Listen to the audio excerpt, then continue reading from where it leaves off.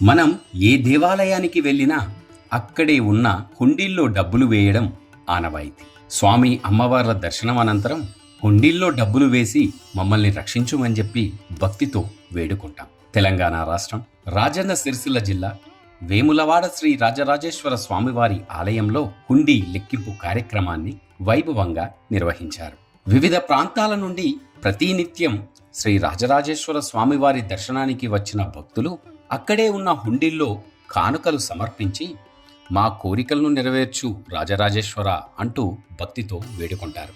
ప్రతి 15 రోజులకు ఒక్కసారి ఆ భక్తులు వేసిన కానుకలను లెక్కింపబడతాయి.